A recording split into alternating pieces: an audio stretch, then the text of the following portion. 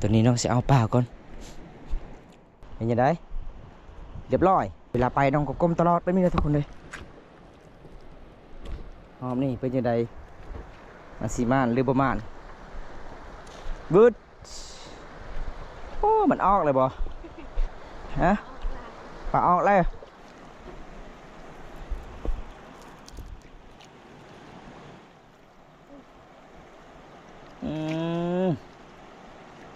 เรียบร้อยปลา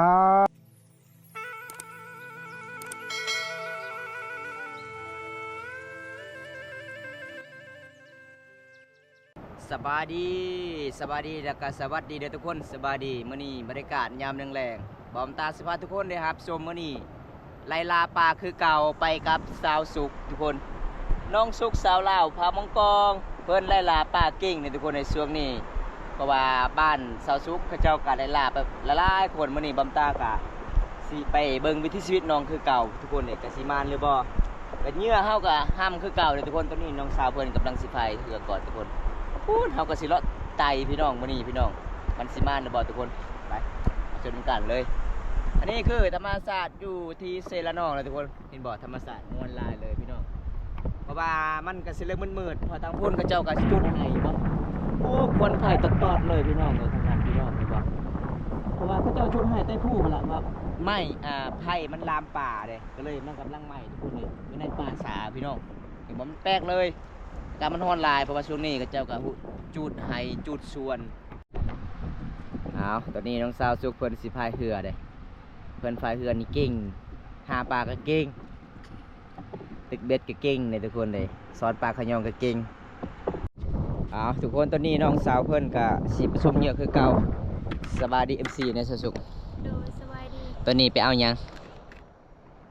ไปเอายังตอนนี้โดยไปลาปลาคือเก่าบ่อ๋อ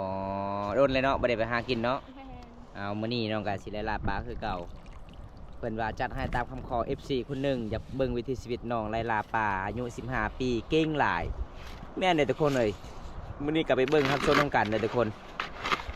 ไก่สิฮอดสงกรานต์น้องคนนี้ก็สิไปกับผู้บ่าวได้เพิ่นว่าไล่ลามื้อสุดท้ายบ่มีผู้บ่าว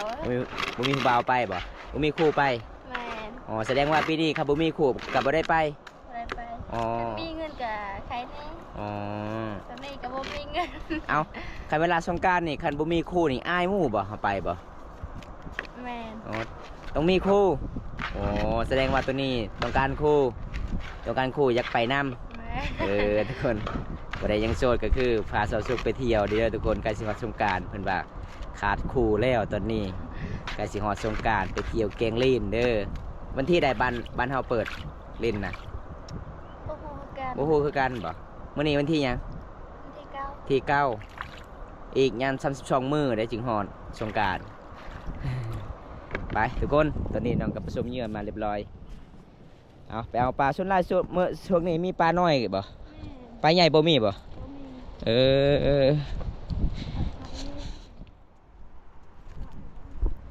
เอาไปเบิ่งน้องไปอ้อยป่าก้อนเลยทุกคนผู้ใดอยากไปรับชมวิถีชีวิตน้องคนนี้ก็สามารถไปรับชมเบิ่งได้เด้อทุกคนน้องสุกไปลาปลาคือเก่า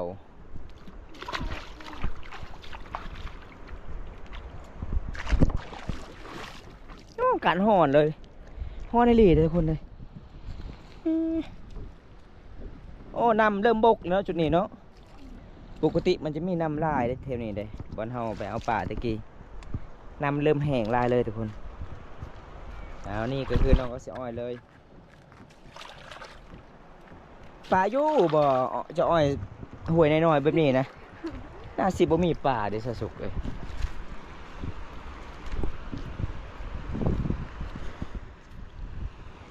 โอ้หอนก้อนหินทุกคน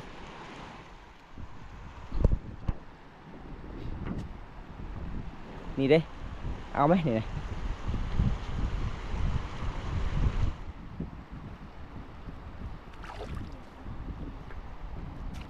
เอาไปน้ำมันบกลายกับสีอ้อยป่ามันยากอีกเด้อทุกคน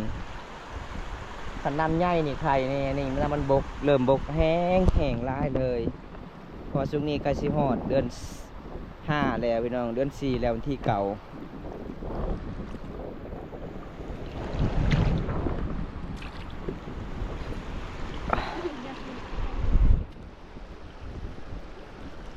มันแห้งหลายเนาะลงนี่เนาะนำเนาะลงหลายเลยบรรยากาศยามแรงๆช่วงนี้ฮอแล้วดูก็เจ้าจูดให้มันสิม่วนเลยทุกคนเอาใส่เข้าไป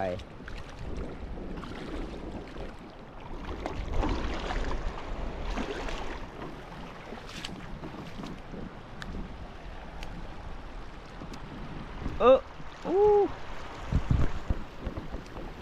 เส้นทางกระสุนโหดเลย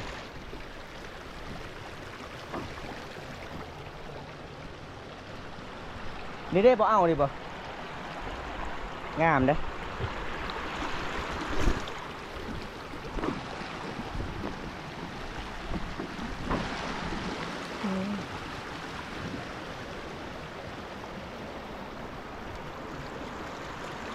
มันก็สิเริ่มอ้อยยากแล้วทุกคนน้ำมันลงหลาย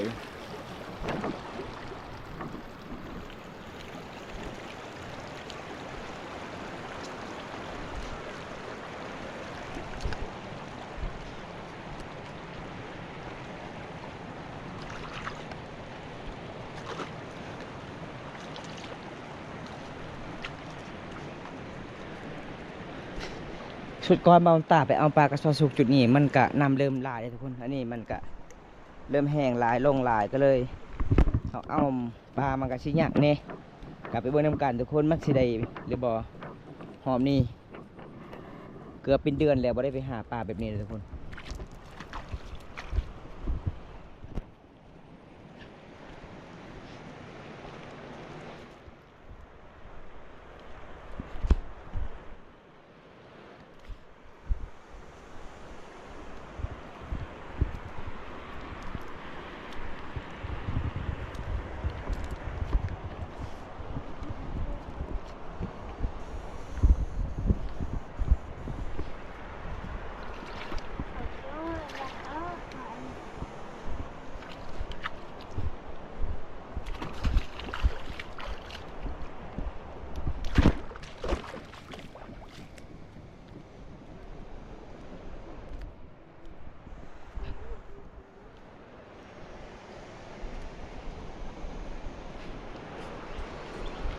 เจ้าสิจื้อได้บ่สอสุกเจ้าอ้อยปลาอยู่บ่จะจื้ออยู่บ่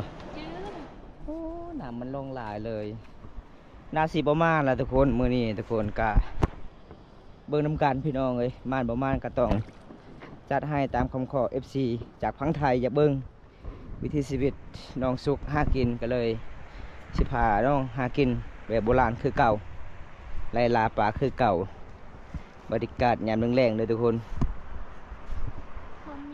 บ่มีบ่ผมมีก็กลับเลาะต่อต้องหาจุดหมายที่มันก็สิมีป่าอยู่ได้เลยกับป่าที่มันค้างบอนเฮาสิอ้อยถ้าเอาอ้อยมันบ่ถึกจุดก็เฮาเอาบ่ได้ป่ามันออกหมดพี่น้องเอ้ยแล่นบ่ทัน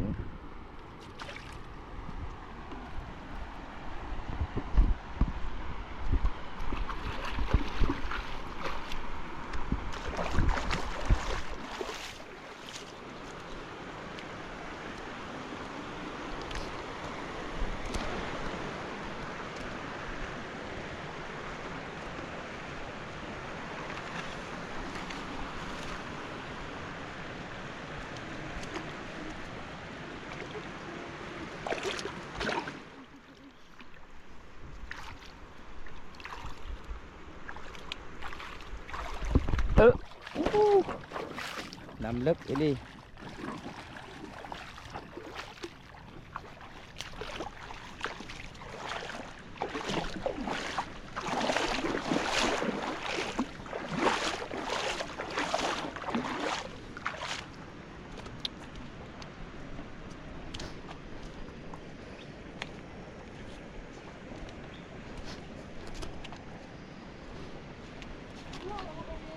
อย่าแล้วมื้อนี้บ่ได้แล้วปลามื้อนี้ตามเคยเบิ่งนี่บ่ได้แน่นอนมันบ่มีเลยบัดสิอ้อยมีหดหมายเลย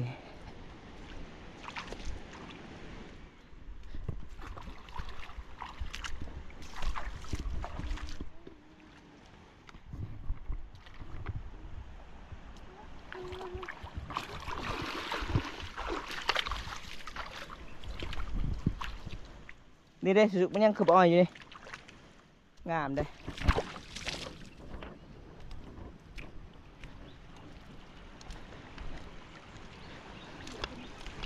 นี่เหรอ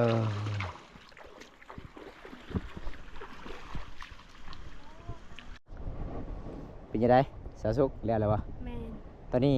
ตอนนี้ก็สิไปเนี่ย สิไปเลยวะจากบอลน้องอ้อยไป ลาย ลายอยู่เนาะ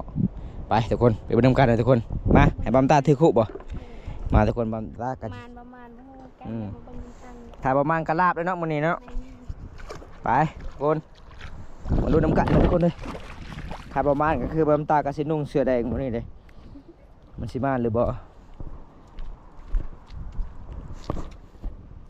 โอ้เวลาไปต้องก้มนี่บ่ แม่น ไปทุกคนเลยไปก้มน้ำกันเลยทุกคนเอาตัวนี้น้องจะเอาปลาก่อน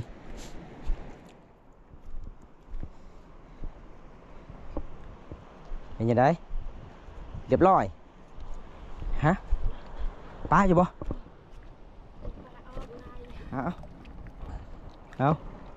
เอาสะดุ้งเอาทุกคนบนน้ำกันทุกคนเลยว่ามีปลาล่าเดี๋ยวทุกคนเลย เบิ่งกันเด้อสาวสุเห็นปลาอยู่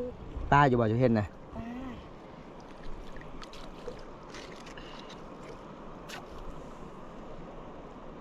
คันประมาณน่ะคือเล็บสาวสุมัน มันยาว ยาวเนี่ย เลยจับปลาบ่ได้เลยนี่ได้คือกันเลย มานอยู่บ่ นั่น น้องว่าม่านเนอะทุกคนเลยเบิร์นำกันโอ้ม่านอยู่เนาะขอเราขึ้นมาไม่ได้ม่านเลย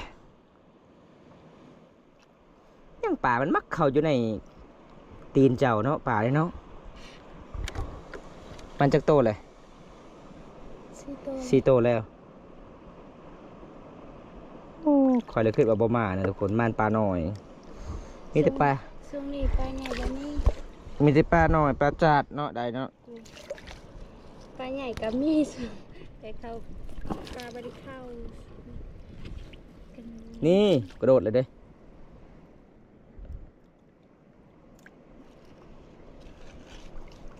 หมดแล้วโอ้ยังเสยเลยทุกคนเลยคนละขึ้นว่าประมาณมันมานเสยเลยทุกคน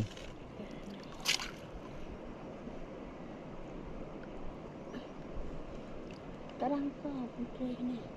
ยังเห็นอยู่ปลาปลาน่ะ เห็นอยู่ เออ จับบ่ได้ ยังได้สุกป่าอยู่หันเด้บุพุ่นก็ยังได้ป่าเด้ ไม่ใช่ โอ้บอลจะเอาป่านี่ยัง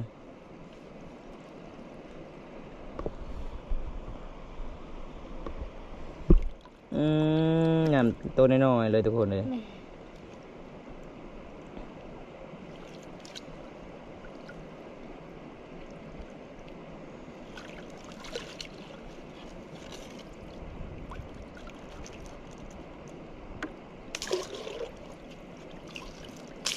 เว้นเลย มันเลยบ่ไปทุกคนไปรู้น้ำกันนะทุกคนเลยบังตากับสิจับซอยน้องคุก่อนไปเอาเวลาไปน้องก็ก้มตลอดไปมีเลยทุกคนเลยหอมนี่เป็นยังไงมันสีม่านหรือประมาณบึดโอ้มันออกเลยบ่ฮะปลาออกเลยโอ้น่าสิบ่ทันนะจุดนี้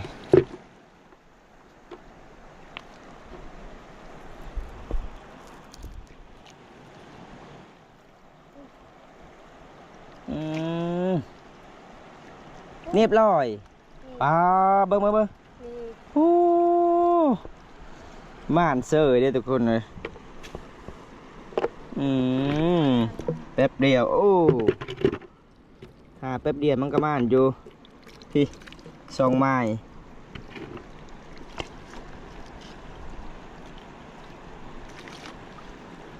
น่าสิมัดแล้วเนาะ ยัง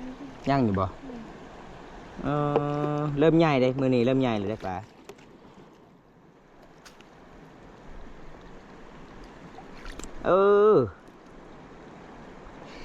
กินลาบได้ปลาเนี่ยบ่ ป้าเมื่อทุกคนกระโดดลายเลยขันพอได้ดุก็ได้กินป่าตลอดเลยเลยพอได้ขี้ขานก็บ่ได้กินป่า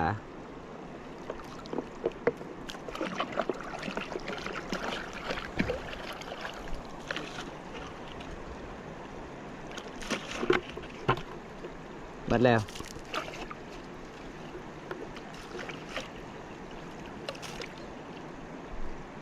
ได้หมดคลิกเลยแบบอันเตอร์ฮักเอง ยังบ่จะเห็นนะเขาเบิ่งนะสิหมดแล้วเคยเบิ่งโอ้เนาะเบิ่งทุกคนยังได้เสยเลย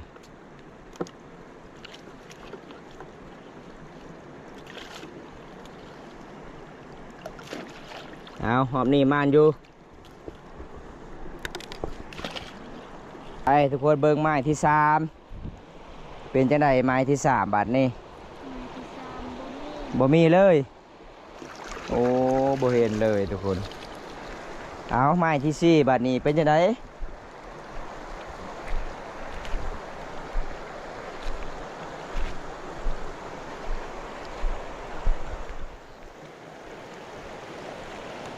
เป็นยังไงพอเห็นอยู่บ่เอาบ่ทันน้องว่าเอาบ่ทันเลยทุกคนไปปลาอยู่บ่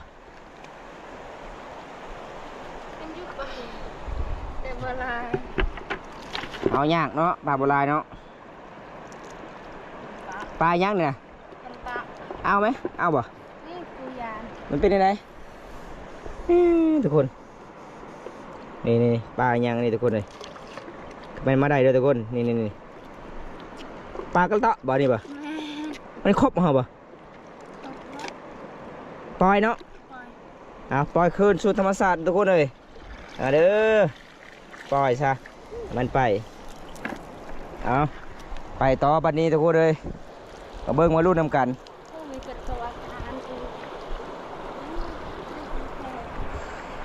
มันสีม่านหรือบ่ม่านหอมนี่ไม้ที่4แล้วเอาก็สิได้ปล่อยปลาที่เอาบ้าเฮาก็ต้องปล่อย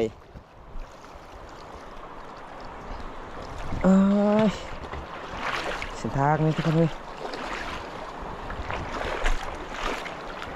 มันก็สิยากแน่เลยทุกคน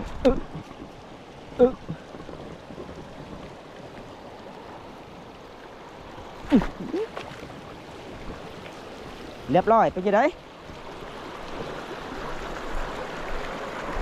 ฮะโอ้โหเห็นปลากระโดดอยู่ติ๊กตอกเอาสะดุ้งนี่เอาสนุกก็ไม่ได้มัน จับเอาเลยล้างปากครบมือได้ได้อยู่บ่เบิ้งจักโตคือสีลายเคยเห็นจะตับปั๊บโอ้นี่บ่ทุกคนมานอยู่เลย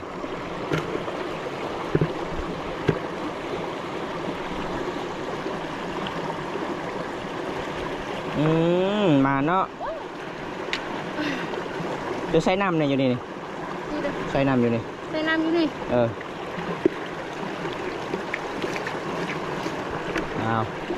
หายปลาเย็นๆเนี่ยทุกคนเลยนั่นกับปลาตายเพราะว่ามันห่อนหลายเลยมีตีใหญ่นะจุดนี้เนาะลายโตอยู่ลายโตมานอยู่เลยทุกคนเลยพอได้กินอาหารแรงโอ้ประเดี๋ยวอยากเอาชมไปโอ้ยังปลาตำเลยฮะนี่สุดยอดเลยปลากระโดดตำหัวซาวซุกตลอดเลยทุกคนเลยโอ้มานล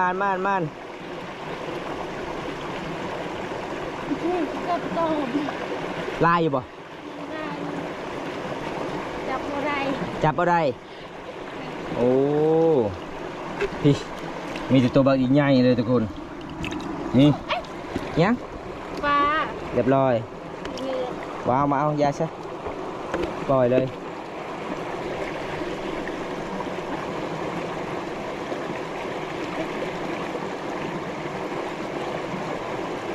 ไม้ที่ห้านี่มันคักเด้อทุกคนเลยไม้ที่ห้านี่มันหลีรอเลยไม่ได้ปลาตัวใหญ่ๆเลยโอ้มันอยู่พี่น้องเปี๊บเดียวเด้แล้วพอได้กินอยู่เลยทุกคนเลย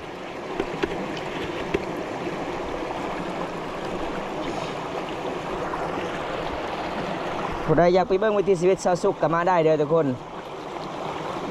อยู่เบืองนองชนบทลาวหมู่บ้านน้องนอกจากตัวเมืองเลยเห็นว่าน้องจับเอาเลยป่าโอ้ปลาใหญ่คือเจ้าปลาเอาปลาใหญ่นะผู้เด้ปลาใหญ่เด้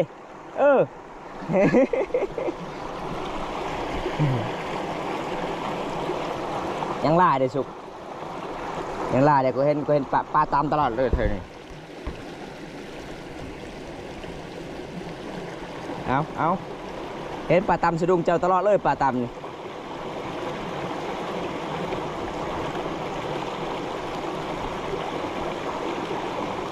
ี่เปิดเลยไหมวางในปากเขาเลยนี่เห็นเคยเบาแล้วจะเปิดอันนี้นะเห็นบ่ปลาลายเห็นบ่นี่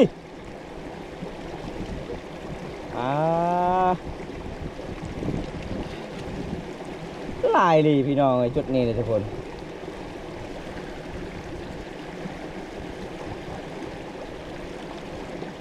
มัดเลย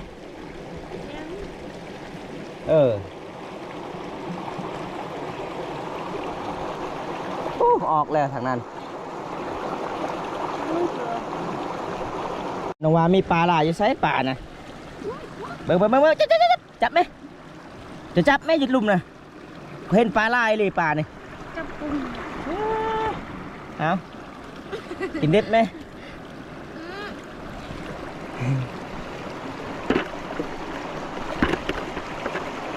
เห็นบ่ปลาเห็นบ่ปลาตีอยู่ดินละเลยทุกคนจะย่อขึ้นมือเจ้าเดี๋ยวก่อนจะจับปลาก่อนปลาลายเลยก็เห็นนี่เห็นแล้วที่ได้บ่ใช่น่ะมันออกแล้วมัน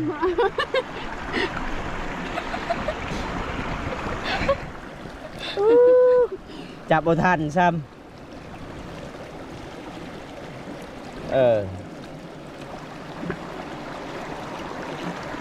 แม่มุกกับมุงเลยเหรออ้นชอบปาร์ตี้เลยเหรอไม่โกรธแซงมุงเลยเยอะกี่แม่ชอบจุดไหนเบิ้งกบตัวแงะเลย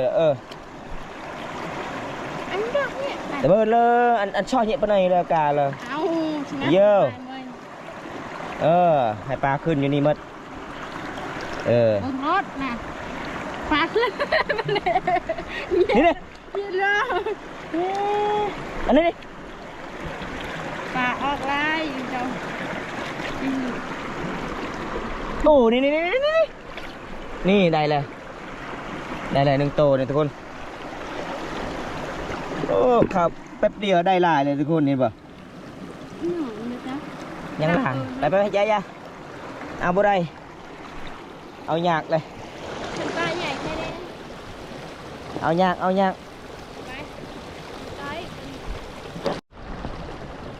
ไปทุกคนไปเบิ้งไม้ที่5อีกทุกคนเลยไม้ที่5ที่6นะครับให้น้องไปก่อนเวลาน้องไปน้องต้องไปกลมๆถ้าเฮาไม่ได้กลมป่าเห็นเฮากะจับบ่ทันไปจะได้ฮะเห็นอยู่บ่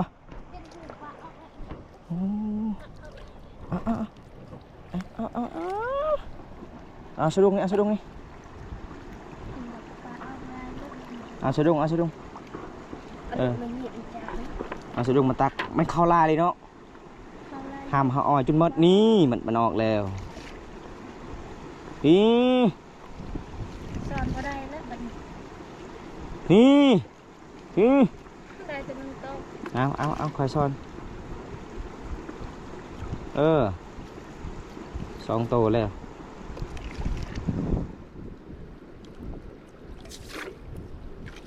มาในทุกคนมื้อนี้คิดว่าปริมาณมันก็มานอยู่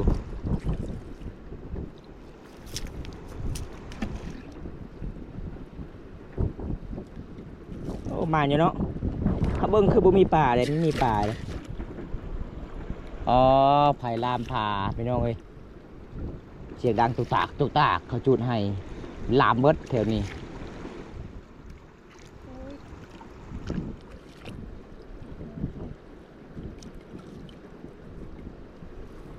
ได้อยู่บ่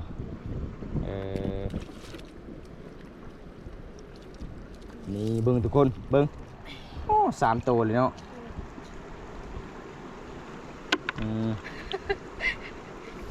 นี่เห็นปะหกไม้5 ไม้5 ไม้6 ไม้นี่แหละทุกคนพอได้กินแรงยังล่าเลยทุกคนเลย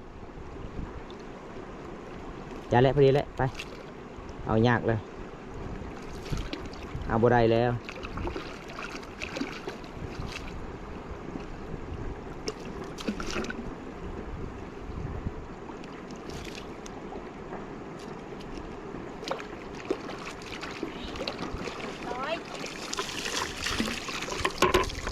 ไปทุกคนไปทำกันลุยต่อเดี๋ยวทุกคนเลย